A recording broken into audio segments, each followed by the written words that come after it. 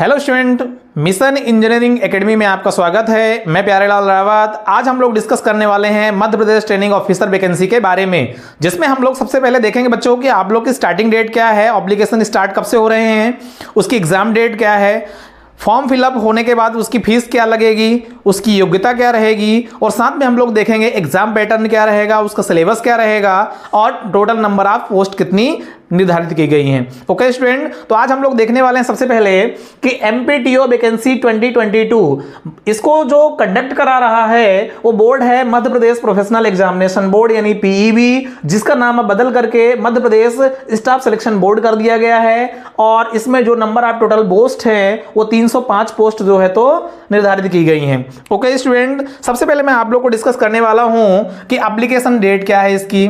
तो सबसे पहले आप लोग देख लीजिए कि एप्लीकेशन डेट क्या है इसकी।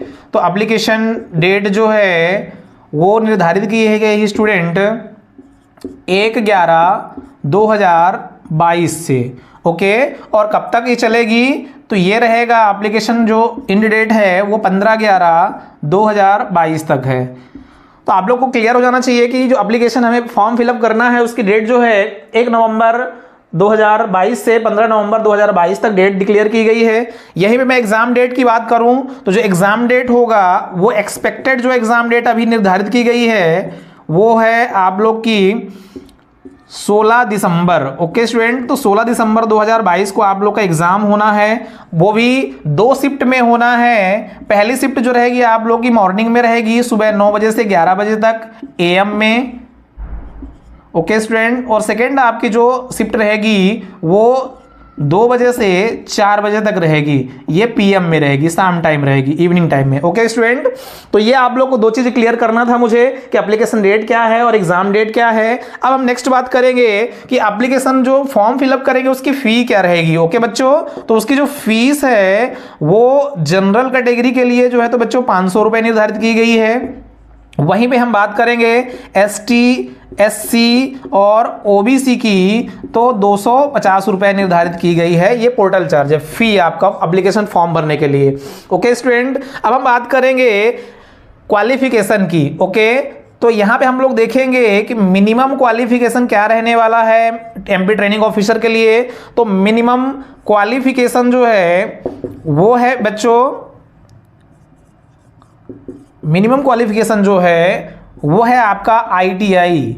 आपके पास में जी हाँ आईटीआई एनसीवीटी होना चाहिए या फिर किसी स्टेट की एससीवीटी होना चाहिए। और इसमें एलिजिबल कैंडिडेट जो हैं वो मध्य प्रदेश के हैं, तो इसमें एनसीवीटी आईटीआई हो या एससीवीटी आई हो, मध्य प्रदेश किसी जो है तो संस्थान से किया हो। साथ में हम बात करेंगे कोई पॉलिटेक्निक डिप्लोमा किया हो। ओके, तो पॉलिटेक्निक डिप्लोमा भी जो है तो एलिजिबल है ऑल ब्रांच, जो ब्रांच के लिए वैकेंसी आई है। साथ में ग्रेजुएट। ओके बच्चों, ग्रेजुएट वालों के लिए भी जो है तो ये वैकेंसी है BE/बीटेक वालों के लिए। तो ये मिनिमम क्वालिफिकेशन अपनी हो गई, जिसमें आईटीआई एनसीवीटी या एससीवीटी होना चाहिए, डिप्लोमा पॉलिटेक्निक होना चाहिए या BE/बीटेक होना चाहिए। ये हमारी जो है तो योग्यता है। अब हम बात करेंगे इसमें कि नंबर ऑफ पोस्ट कितनी निकली हुई हैं। मैं यहीं पे थोड़ा सा आप लोग को बता दूं कि नंबर ऑफ पोस्ट जो है टोटल 305 पोस्ट हैं। अब हमको डिटेल में समझना है कि हर ट्रेड के लिए, हर ब्रांच के लिए कितनी कितनी पोस्ट निकली हुई हैं। ओके, तो मैं यहीं पे बात कर लेता हूं पोस्ट की। तो ये पोस्ट जो हैं वो अलग अलग ट्रेड के लिए निकाली गई हैं। तो सबसे पहले हम बात करते हैं इलेक्ट्रीशियन की। तो इलेक्ट्रीशियन वालों के लिए जो पोस्ट है, इलेक्ट्रीशियन ऑब्लिक इलेक्ट्रिकल हम इसको बोल सकते हैं। तो ये इलेक्ट्रिकल ब्रांच के लिए जो पोस्ट हैं वो 48 पोस्ट हैं, टोटल 48 पोस्ट हैं। ओके, तो यहां पे हम लोग देखेंगे कि अदर कैटेगरी जैसे मान लो कि ओबीसी, जनरल, एसटी, एससी और ईडब्ल्यूएस के लिए अलग अलग है।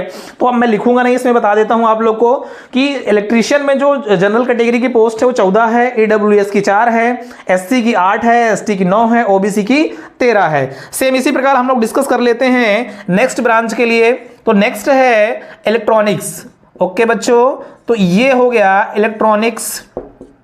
इलेक्ट्रॉनिक्स में टोटल जो है तो 20 पोस्ट यहां पे निर्धारित की गई हैं। फिर हम बात करेंगे डीजल की। तो तीसरा हमारे पास में जो ट्रेड है वो है डीजल मैकेनिक्स। ओके, तो डीजल मैकेनिक्स में टोटल जो पोस्ट आई हुई हैं वो 40 पोस्ट आई हुई हैं। अब मैं थोड़ा सा इसको इरेज कर देता हूं तो क्लियर आप लोग समझ में आ जाएगा। तो हम यहाँ पे अब देख लेते हैं कि नंबर ऑफ पोस्ट अदर की किसकी है। तो ड्रॉप्समैन की हम लोग देख लेते हैं। 4th नंबर में जो है तो ड्रॉप्समैन। ओके बच्चों, तो ड्रॉप्समैन में जो है वो 7 पोस्ट निकली हुई हैं। फिर एक 5वां नंबर है ड्रॉप्समैन मैकेनिक्स। ओके, ड्रॉप्समैन सिविल की जो पोस्ट आई हुई हैं वो हैं 19 पोस्ट हैं। ओके स्टूडेंट, 6 नंबर में हम लोग देखेंगे आपका कोपा, कंप्यूटर साइंस का जो ट्रेड होता है कोपा, उसमें जो है तो 48 पोस्ट निकली हुई हैं। फिर हम लोग 7 नंबर में देखेंगे फिटर। ओके, तो फिटर में जो है वो नंबर आप पोस्ट टोटल जो निकली हुई है वो 24 हैं। लास्ट में हम लोग देखेंगे मैथमेटिक्स। ओके, 8वां नंबर जो है वो मैथमेटिक्स के लिए ऑब्लिक इंजीनियरिंग ड्राइंग के लिए। ओके, तो इंजीनियरिंग ड्राइंग और मैथमेटिक्स के लिए टोटल जो है वो 24 पोस्ट निर्धारित की गई हैं। तो बच्चों मैंने मेन टॉपिक को मैंने डिस्कस किया है, मेन जो ट्रेड हमारी होती है उनको मैंने जो है तो डिस्कस किया है। हमने देखा इलेक्ट्रीशियन ट्रेड के लिए 48 है, इलेक्ट्रॉनिक्स के लिए 20 हैं, डीजल मैकेनिक्स के लिए 40 हैं, ड्रॉप्समैन के लिए जो है 7 है, ड्रॉप्समैन सिविल के लिए 19 हैं, कोपा के लिए 48 है, फिटर के लिए 24 है और मैथमेटिक्स ईडी के लिए टोटल 24 पोस्ट निकाली गई हैं। और 2-3 ब्रांच और हैं जिसको मैं डिस्कस नहीं कर रहा हूं, छोटी छोटी ब्रांच। अब हम मेनली डिस्कस करेंगे इलेक्ट्रीशियन ऑब्लिक इलेक्ट्रिकल ट्रेड को, क्योंकि मैं पढ़ाने वाला हूं, मैं टीच करने वाला हूं इलेक्ट्रीशियन वाले बच्चों को, तो हम उससे संबंधित सारे जो है तो सब्जेक्ट का सिलेबस क्या रहेगा उसके सारे टॉपिक्स हम लोग डिस्कस करने वाले हैं। ओके स्टूडेंट, तो अब आप लोग को देखना है कि हमारे इलेक्ट्रीशियन का जो है तो सिलेबस क्या रहेगा, है ना, उसका पैटर्न क्या रहेगा, किस प्रकार से मैं जनरल थोड़ा सा बात कर लूँ आप लोग के लिए कि जो सिलेबस रहने वाला है एमपीटीओ का जो सिलेबस है, ओके बच्चों, वो कैसा रहने वाला है तो ये मैं सबसे पहले बता दूं आप लोग को। तो एमपीटीओ का सिलेबस जो है वो 2 भाग में डिवाइड किया गया है। सबसे पहले हम बात करेंगे 2 भाग में कौन कौन से हैं। तो हम बात करेंगे यहाँ पे कि ये नॉन टेक्निकल है। ओके, फिर दूसरा जो पार्ट है हमारे पास में वो टेक्निकल है। ओके स्टूडेंट, टेक्निकल है। तो हम देखेंगे नॉन टेक्निकल जो है वो लगभग जो है तो 25 मार्क्स का आएगा। ओके बच्चों, और ये जो हमारा रहेगा वो रहेगा 75 मार्क्स का।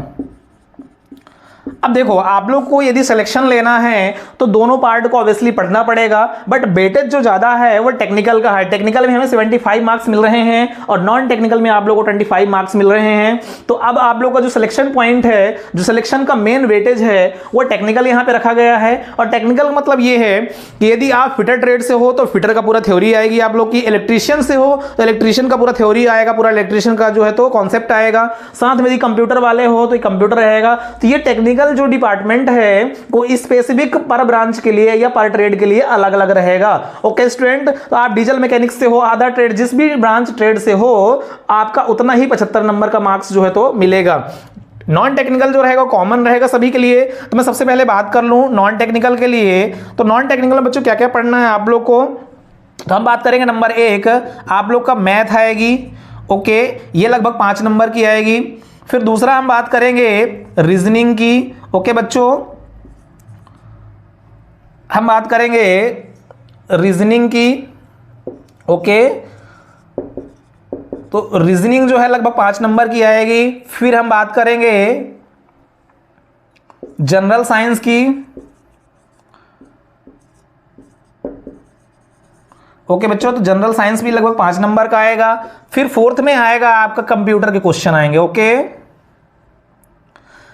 कंप्यूटर बहुत ही इंपॉर्टेंट है, कंप्यूटर आएगा, ये भी जो है तो 5 नंबर का आएगा। और लास्ट में आपका जो है तो जीके ऑब्लिक जीएस, ये रहेगा एमपी का। ओके बच्चों, एमपी जीके और ऑब्लिक में मैं बोल दूं इंडिया या वर्ल्ड, है ना, वर्ल्ड लेवल का जो है तो जीके रहेगा आपको।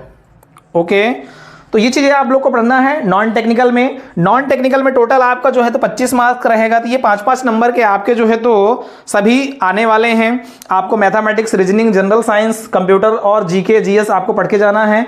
अब मैं बता दूं 2016 की बात, तो 2016 में बच्चों जो क्वेश्चन पेपर आया था 2016 में, ये पांचों टॉपिक थी सिलेबस में, लेकिन इनमें से केवल एक टॉपिक आया था, जीके और जीएस आया था कहना चाहिए हमें। तो ये सारी 4 टॉपिक्स जो है वो नहीं आई थी, केवल 2016 में क्या आ गया था, जीके उन्होंने पूछ लिया था और जीएस उन्होंने पूछ लिया था, करंट अफेयर्स वगैरह पूछ लिया था, इसके अलावा और कुछ भी नहीं आया था। लेकिन इस बार हमारा नॉन टेक्निकल का जो पोर्शन है उसको पूरा कंप्लीट करके जाना है ताकि हमें प्रॉब्लम ना आए। यदि वो जनरल साइंस पूछ ले, कंप्यूटर क्वेश्चन पूछ ले, हमें उससे बनना चाहिए, रीजनिंग मैथमेटिक्स सबसे बनना चाहिए। हम किसी पर्टिकुलर एक सब्जेक्ट में डिपेंडेंट नहीं रह सकते हैं। ओके स्टूडेंट, अब मैं बात करूंगा आप लोग को कि टेक्निकल में क्या रहेगा।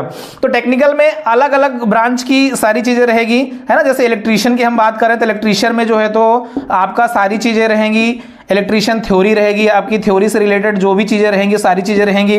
अब मैं इसको डिटेल में समझाने वाला हूं आपके नेक्स्ट लेक्चर में कि टेक्निकल का क्या क्या जो है तो आपका पार्ट इसमें पूछने वाला है।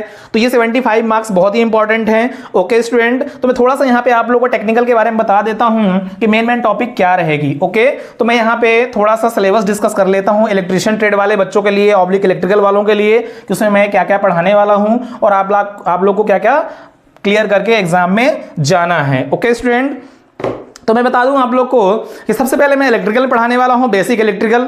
बेसिक इलेक्ट्रिकल में बहुत सारी चीजें हैं, बेसिक कॉन्सेप्ट है, बेसिक ऑफ इलेक्ट्रिसिटी है उसमें, और सेल के साथ में हमारे पास मैग्नेटिक सर्किट रहेगी।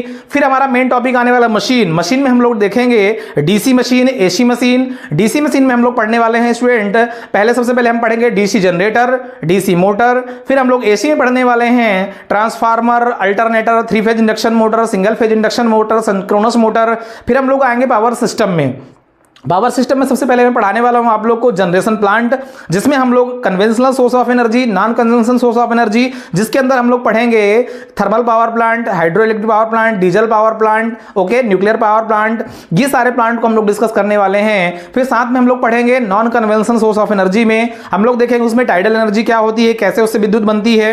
साथ में हम लोग देखने वाले हैं एमएसडी पावर प्लांट क्या होता है, सोलर पावर प्लांट क्या होता है, टाइडल पावर प्लांट क्या होता है, ये सारे प्लांट को हम लोग डिस्कस करने वाले हैं। ओके स्टूडेंट, फिर हम लोग जाएंगे ट्रांसमिशन लाइन में, फिर ट्रांसमिशन लाइन को हम लोग डिस्कस करने वाले हैं। फिर आपका डिस्ट्रीब्यूशन लाइन आएगा, डिस्ट्रीब्यूशन को हम लोग डिस्कस करने वाले हैं। साथ में हम लोग केबल को डिस्कस करेंगे, इंस्ट्रूमेंटेशन को डिस्कस करेंगे, जिसमें डिफरेंट इंस्ट्रूमेंट्स को हम लोग पढ़ने वाले हैं। इलेक्ट्रिसिटी को मेजर कैसे करते हैं, है ना, करंट कैसे मेजर करते हैं, वोल्टेज कैसे मेजर करते हैं, किसी फॉल्ट को कैसे डिटेक्ट करते हैं, मैगर से कैसे हम लोग रेजिस्टेंस को मेजर कर लेते हैं। तो वो सारे इंस्ट्रूमेंट्स को हम लोग वहां पे डिस्कस करने वाले हैं।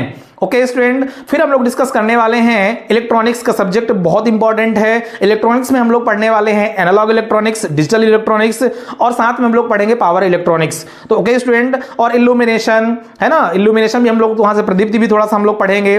साथ में कुछ और टॉपिक हैं जिनको मैंने अभी बताया नहीं है, जैसे आप लोग का ट्रायक हो गया, डायक हो गया, मॉसफेट हो गया, एफजीटी, एफईटी, एनालॉग, है ना, एनालॉग में बहुत सारी चीजें आने वाली है। फिर गेट वोट पढ़ने वाले हम लोग, कन्वर्जन सिस्टम पढ़ने वाले हैं हम लोग। तो मैं डिटेल में एक वीडियो बना दूंगा, सेपरेट वीडियो, जिसमें इलेक्ट्रीशियन ऑब्लिक इलेक्ट्रिकल ट्रेड के बच्चों के लिए पूरा सिलेबस कंप्लीट रहेगा। मैं क्रैश कोर्स में क्या क्या पढ़ाने वाला हूं, और मेरा एक फाउंडेशन बैच भी चल रहा है, उसमें हम लोग डिटेल में डिस्कस करने वाले हैं प्रत्येक यूनिट को। ओके स्टूडेंट, तो आज यहीं तक आप लोग आई होप इस सिलेबस को समझ गए होंगे।